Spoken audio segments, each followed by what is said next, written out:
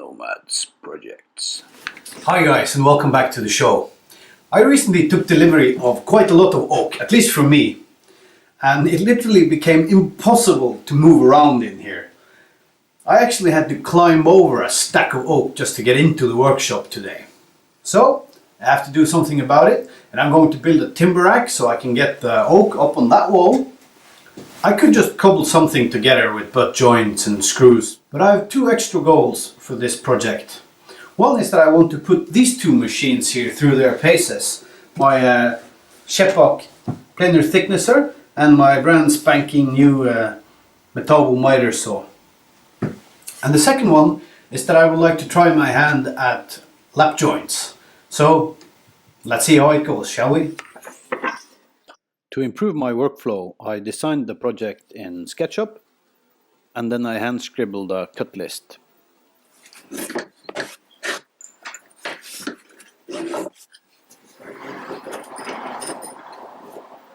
I fixed a temporary fence to the miter saw.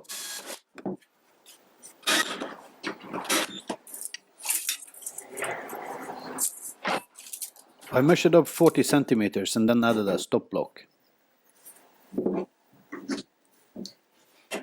Then I obsessed a bit about squareness. And I referred to my super professional cut list.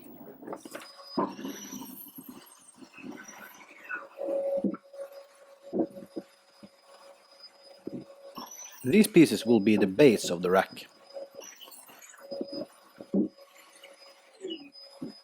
The posts of the rack I cut to 1500 millimeters.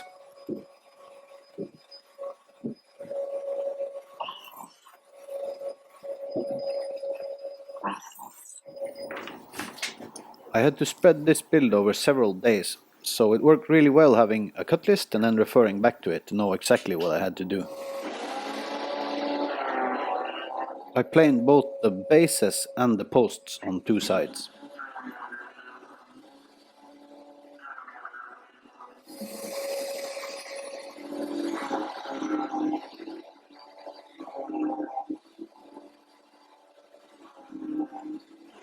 I checked the fence for squareness because I wasn't happy with the cut I was getting, but this fence really flexes a lot and I need to make one of my own. When the planer starts spitting shavings at you like that, it's a sign that the dust collection hood is backed up, and my little shop vac really can't handle the amount of shavings I get there. But funnily enough, it handles the thicknessing part very well.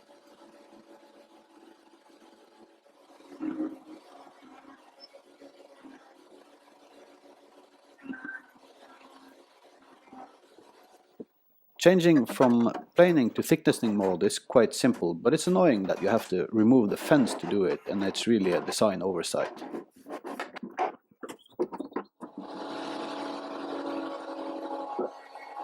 I planed the bases and poles down to a thickness of 42 millimeters. And here's a quick look at how it is to move around in the workshop like it is now. Sacrificial piece.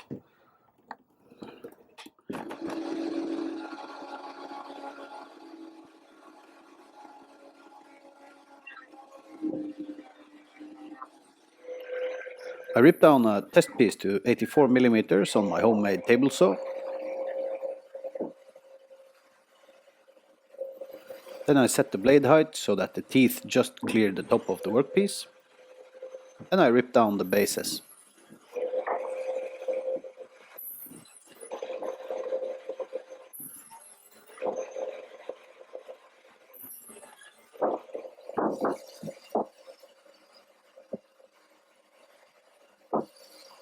The posts were so long that I had to do the cut in two passes. I stopped after doing about 2/3 of the cut and then flipped the workpiece around.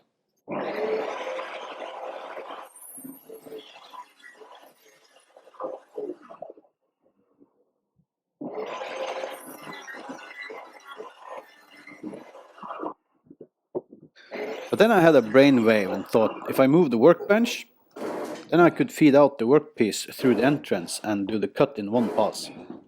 Man, I wish I put this thing on coasters.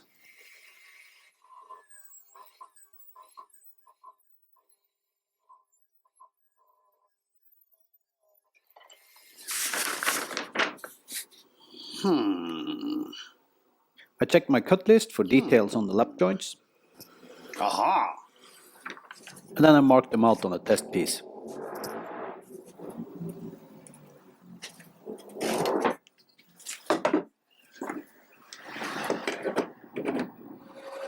The depth control gauge on the miter saw isn't very detailed, so it took some fiddling around to get the correct depth.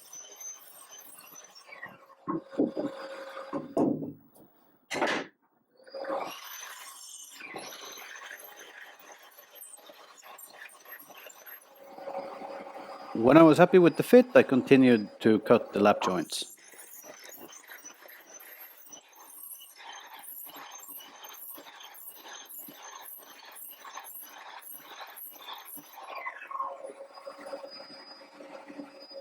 After making a bajillion passes, I decided to space out the cuts a little bit more and then break open the joints with a hammer. This created a lot of wood chips, and I don't really know if it's better, but it was a little bit faster at least.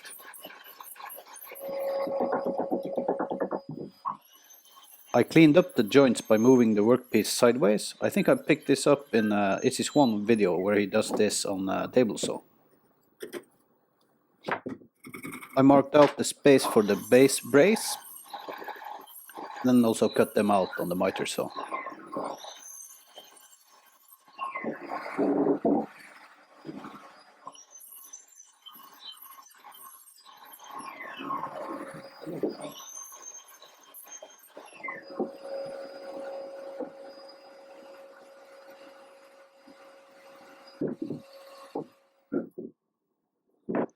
To clean up the lap joints, I used a detail sander with a 80 grit sandpaper.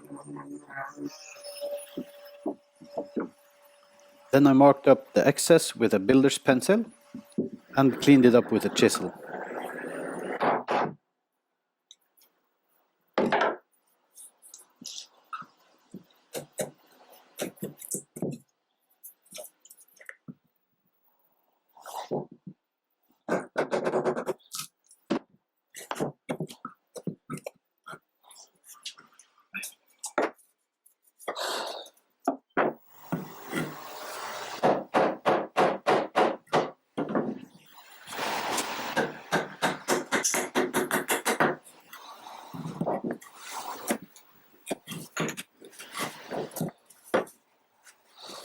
When the fit was good, I marked the pieces so I could find the same pair later. Then I used a homemade 3D printed clamp to hold the pieces together, checked them for square and drilled some pilot holes. I countersunk the holes.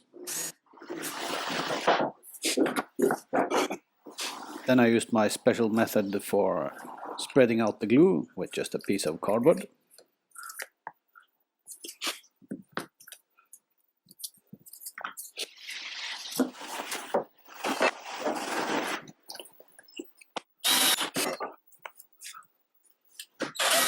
And I drilled the final hole and screwed the pieces together.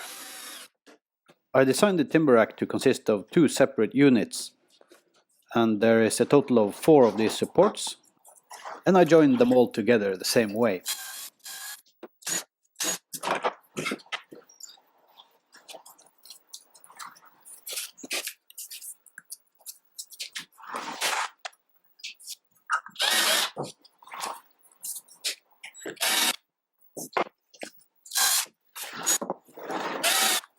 There's no need for actual shelves, as the timber itself will function as shelves. So I only use shelf supports, and I draw out the shape on one sheet here.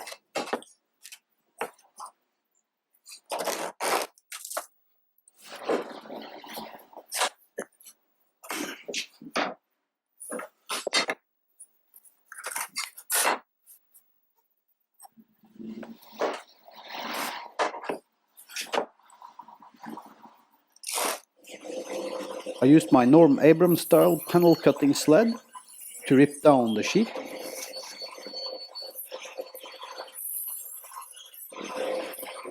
And then I cut out the shape on my homemade table jigsaw.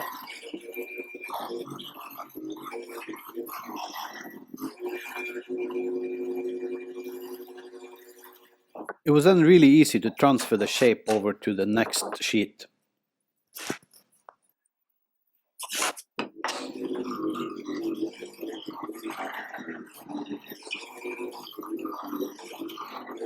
To get all the supports uniform in height, I cut them down to 140 millimeters.